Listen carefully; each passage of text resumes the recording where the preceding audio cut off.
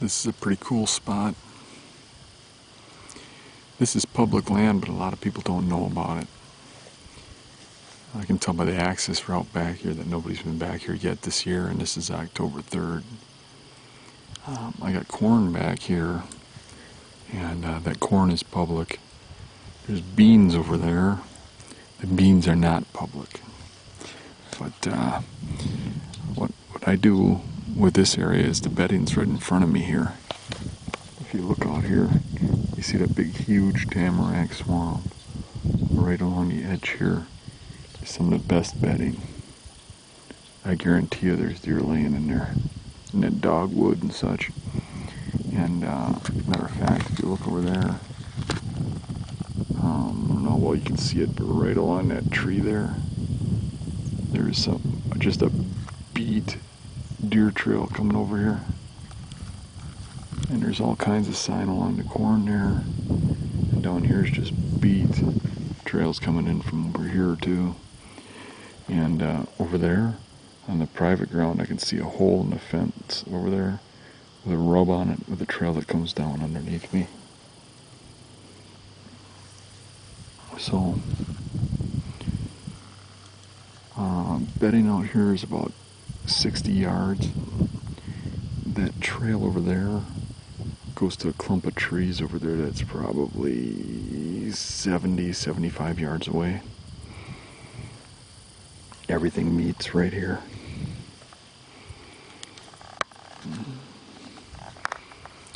I've been waiting for a east-southeast wind for this spot. Without it, it's kind of tricky.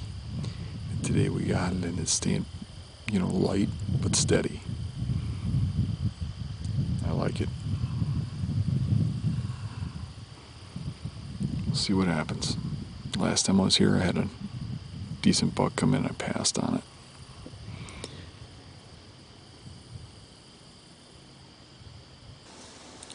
One thing I noticed right away was in the corner of the bean field on the private ground, some of the bean plants were shaded by some trees and they were still green and not dried out. And it crossed my mind that a deer coming through there's probably going to go hit those 10 or 12 green bean plants before heading to the corn.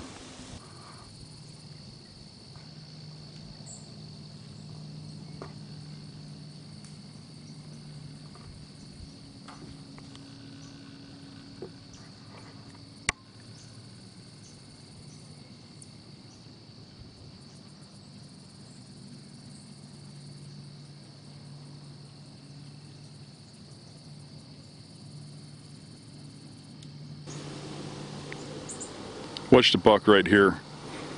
See how he looks down the trail he came in on? That's a telltale sign that there's another deer coming.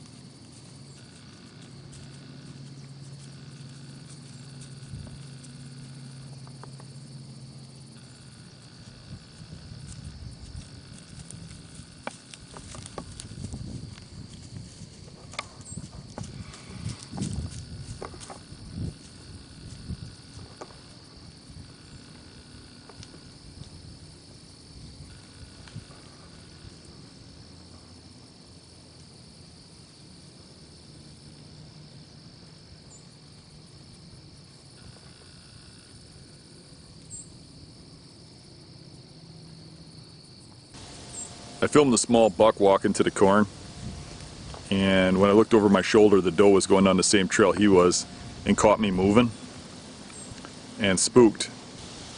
What's interesting about this is when a deer sees something, he has to confirm it with his nose. If you think about how people do things, if a person smelt something, he would have to confirm it with his eyes. Now watch what this deer does when it sees me in the tree. Now it bounces over here. It could just easily run back down into the bedding and be safe. But instead, it goes in a big loop, goes directly downwind of me to confirm that I'm danger with its nose. Even though it could see me. They rely on their nose way more than their eyeballs.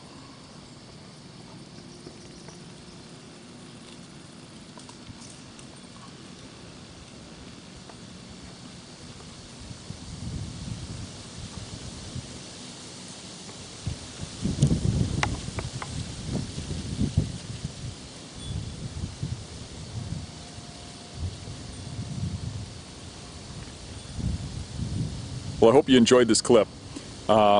It's not big bucks, it's not exciting, but I like to learn something from every time I have an encounter, and I think this is a good tool for, you know, helping you open your eyes the next time you see deer, seeing what's going on around you and what the deer are doing while you're watching them.